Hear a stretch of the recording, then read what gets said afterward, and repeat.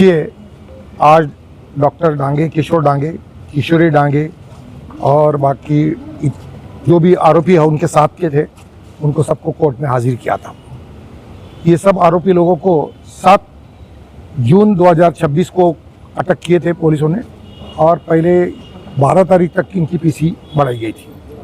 आज फिर पुलिसों ने हाजिर किया और पुलिसों ने और 7 दिन की पीसी इनकी बढ़ा के मांगी थी।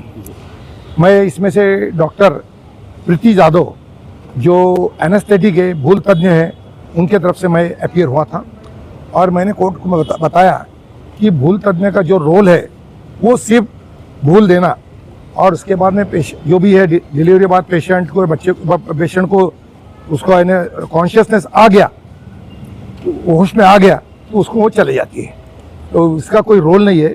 कोर्ट ने हमको सवाल पूछा था कि भाई भूल तज्ञ ने ये भी तो देखना चाहिए था कि वो जो लेडीज़ थी उसकी उम्र क्या थी।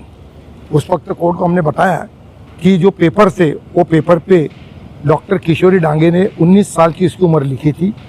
उसका ब्लड रिपोर्ट कॉल किया था सेवा ब्लड बैंक का, उस पर भी 19 साल की उसकी उम्र लिखी गई थी। हमने वो देखे और उसके बाद में भूल दिए और वो पेशेंट होश में आने के बाद हम चले गए। हमारा कोई भी रोल नहीं है और फिर से पैसे इसकी बढ़ाने की कोई भी ज़रूरत नहीं है।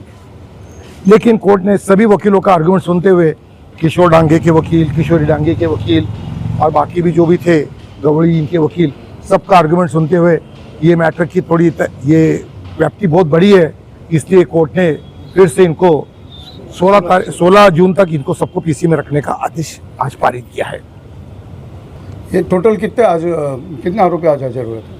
आज मेरे ख्याल से 9 आरोपी आज कोर्ट में हाजिर किए। और ये केस में अभी तक कितने आरोपी हैं? 11 आरोपी है। इसमें से एक आरोपी को उन्होंने अभी तक अटक किया नहीं है, अनुजा शेवाड़े करके है, जिन्होंने सीजरिंग किया था उसको अभी तक पुलिस ने अटक नहीं किया है। और एक कोई आरोपी है वो बाकी है, कोई तो भी ऐसे तो कुल 11 आरोपी है इसमें, तो 9 आरोपी अभी इसमें अटक हो चुके हैं। आज भी कुछ और किसी को अटक की है और भी आरोपी? आज नहीं, कल अटक किए थे कोई आरोपी नंबर 1 और आरोपी नंबर 12 जो लड़के के साथ वो लड़की के कुछ ताल्लुकात थे वो और उसके साथ जिसके ताल्लुकात थे उसको अटक किए थे और कल उनको 15 तारीख तक पीसी उनको मिली है, वो 2 लोगों की। TCS प्रकरण निदा खान संपूर्ण महाराष्ट्रात चर्चेचा विषय आहे। या प्रकरणामध्ये 26 मार्च 2026 रोजी एक गुन्हा रजिस्टर झाला, CR नंबर 156/2026। त्याच्यामध्ये आम्ही आरोपी क्रमांक 1 म्हणजेच दानिश एजाज शेख याच्या वतीने उपस्थित झालो व आज दिनांक 12 जून 2026 रोजी आम्ही जिल्हा व सत्र न्यायालय नाशिक रोड यांच्या कोर्टात सविस्तर युक्तिवाद केला व त्यासोबत आम्ही माननीय उच्च न्यायालयाचे व सर्वोच्च न्यायालयाचे अनेक न्यायनिवाडे देखील दाखल केले व सदरची केस ही आरोपी विरुद्ध कशी साबित होत नाही याबद्दल देखील आम्ही मेहरबान न्यायालयासमोर सविस्तर युक्तिवाद केला।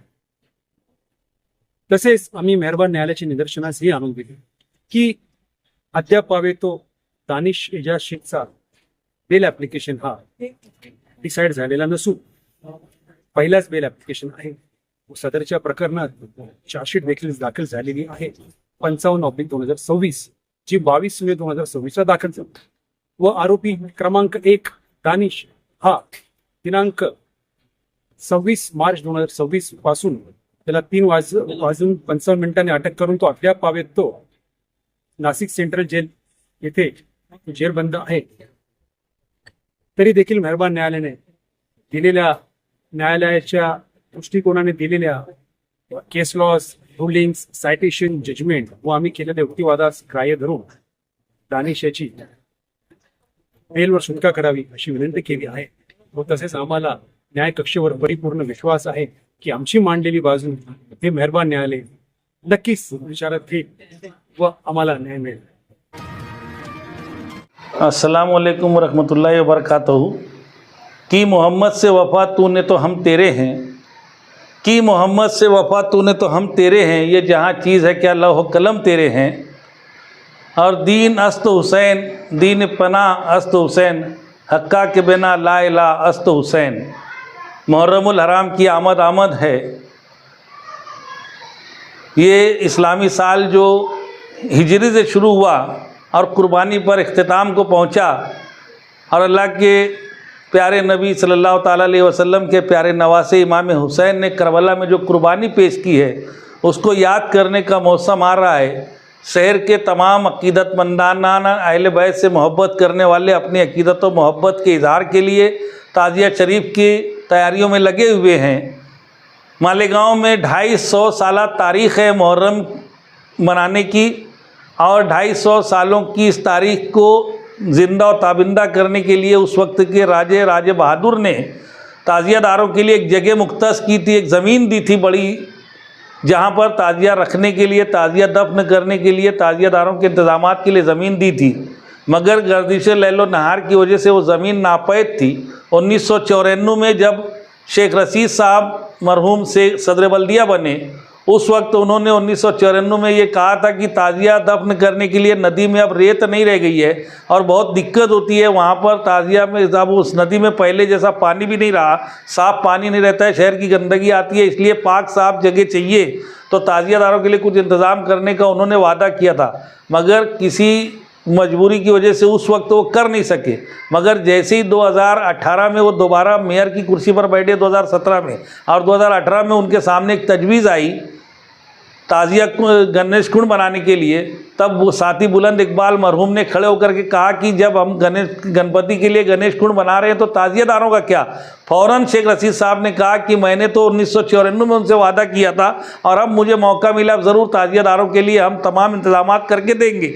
और 2018 में महासभा में एक राय से तजवीज़ पास हुई, और वहाँ पर मौसम और गिरना नदी के संगम पर जो करबला की ज़मीन है, जो करबला का इलाका 250 सालों से मशहूर है, वहाँ पर जो ज़मीन राजा बहादुर ने दी थी, वहाँ पर ताज़ियादारों के लिए ताज़िया रखने के लिए जगह, ताज़िया दफन करने के लिए जगह, और कुछ वहाँ पर आवाम जो आएंगी उन लोगों की सहूलत के लिए इस तरीके से कुछ सारे कामकाज करने के लिए शेख रशीद साहब ने मंजूरी दी थी, और साथी बुलंद इकबाल ने अपोजिशन लीडर के तौर पर उसकी हिमायत भी की थी। उस वक्त से वो काम चल रहा है, लेकिन कुछ ज़मीन माफियाओं ने जो करबला की ज़मीन है उसको प्लॉट गिरा करके ज़ाती मिल्कियत बता करके बेच डाला। वहाँ पर अतिक्रमण उठाने के लिए कार्रवाई चल रही है, मगर दरमियान में प्रशासक राज आने के बाद जो कारपोरेशन के अधिकारी और कर्मचारी है, ये ज़मीन माफियाओं के दबाव में आकर के किसी न किसी वजह से काम टालते रहे।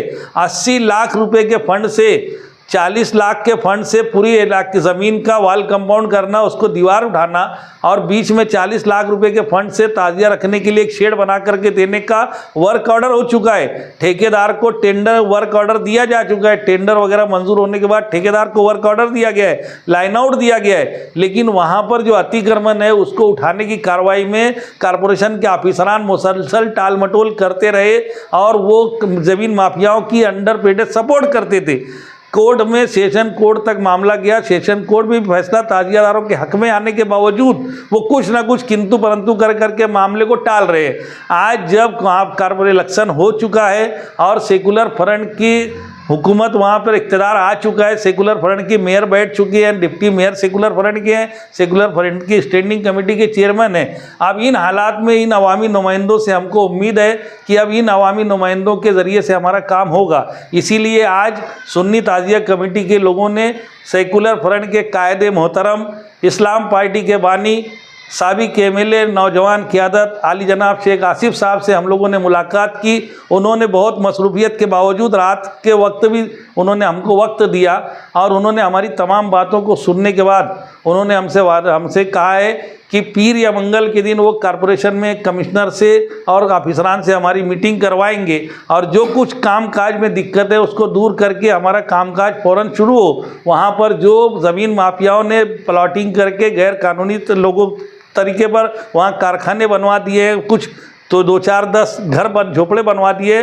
उस अतिक्रमण को साफ करके वहाँ पर ताज़ियादारों के लिए वाल कंपाउंड बनाना, ताज़िया रखने के लिए शेड बनाना, जिसे हम सुन्नी इमामबाड़ा कह सकते हैं, वो बना करके देना और ताज़िया दफन करने के लिए वहाँ पर साफ़ सुथरी जगह पर हम ताज़िया दफन करें, उसका इंतज़ाम करना, ये सारे कामकाज वहाँ इंशाल्लाह शुरू करने के लिए शेख आसिफ साहब ने हमसे कहा है कि मैं पूरे तौर पर आप लोगों के साथ में तो आप हर तरीके से मदद करने को तैयार हूँ।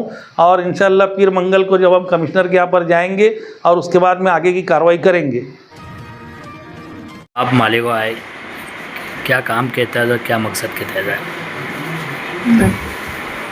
राज्य सभा कर्मचारी आयोग के माध्यम से मालेगांव शहर में आज आना हुआ और आने के बाद जो मेरे व्यक्तिगत रूप से दोस्त हैं उन्होंने जो भी समस्याएं बताई, आते समय में शासकीय दौरे में उनके प्रलंबित प्रश्नों को न्याय देने की पूरी तरह से कोशिश की जाएगी।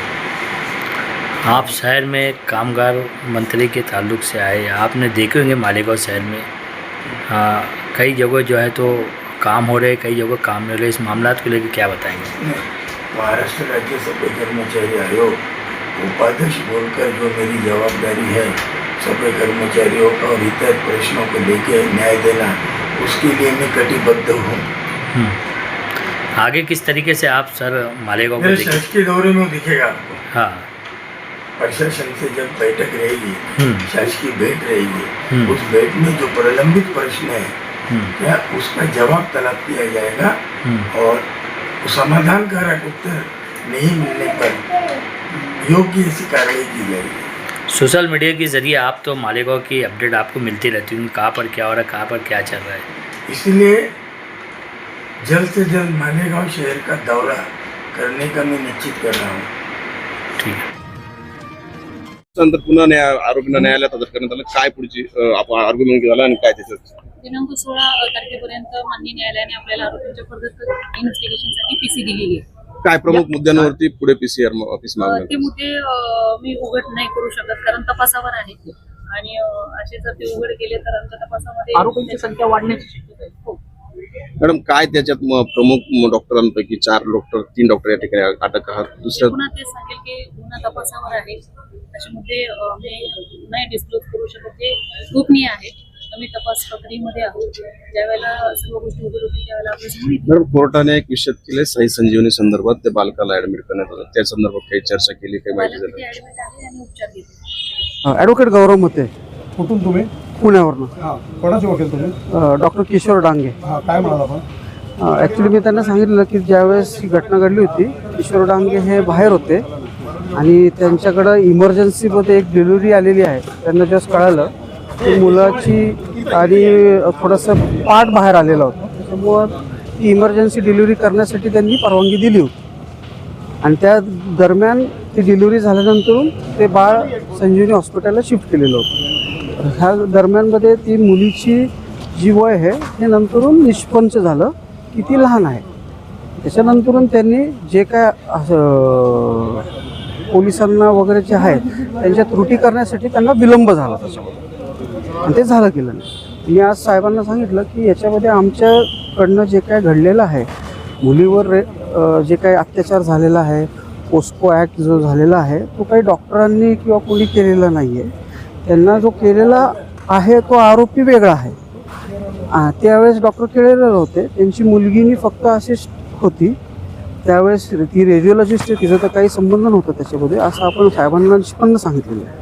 महत्त्वाचा बाब असा आहे की ती मुलगी लहान आहे, तिच्यावर अत्याचार झालेला आहे, त्याच्यामध्ये इन्व्हेस्टिगेशन होणं फार गरजेचं आहे। हॉस्पिटलनी काही कळवलं नाही किंवा काही माहिती दिली नाही, ह्याचे कलमानुसार काही गोष्टी जे आहेत रिमांडमध्ये पुरेसा रिमांड मिळालेला आहे, त्याच्यामुळे आता पुढचा रिमांड त्यांना गरज नाही आहे। पुढचा तपास उलट त्या दिशेने झाला पाहिजे की बाबा जिथं त्या मुलीवर काही त्रास आहेत त्या संदर्भात झाला पाहिजे। डॉक्टरांचा रोल होता तेवढा पुरता डिलिव्हरी केली, तिचा जीव वाचवला, तेवढा संपवला। हां, डॉक्टरांनी पोलिसांना कळवलं नाही की त्यांच्याकडनं चूक घडलेली आहे आणि बाळ सलामत आहे, मुलगीही वाचलेली आहे, आईचे आरोग्य पण व्यवस्थित आहे, पोलिसांच्या कस्टडीत आहे आणि जे काय पुढचे व्यवहार वगैरे होते ते दुसरे माणसं आहेत। तर डॉक्टरांनी जसं बाबा ॲनेस्थेटिक असो, डॉक्टर किशोरी तर त्या हॉस्पिटलची मालक सुद्धा नाही, तिचे वडील आहेत. पण आता ते नसताना बाबा काय अडचण आली तर ती तिथं ती थांबते. हे तिचा रोल होता त्याच्यामध्ये. ही किशोर डांगे तिने गायकोनॉलॉजिस्टला बोलवलं, गायनोकॉलॉजिस्टने सिजर केलं. असं काही कोणते खोटे डॉक्टर आहेत, खोटं हॉस्पिटल असं काही झालेलं नाही आहे. दोघंही आई आणि मुलीला वाचवलं आहे. परंतु त्यांच्याकडनं एक चूक घडली, पोलिसांना त्यांनी कळवलं नाही आणि काही गोष्टी तिथं अचानक घडल्या ज्या अजून यायच्या आहेत तपासामध्ये.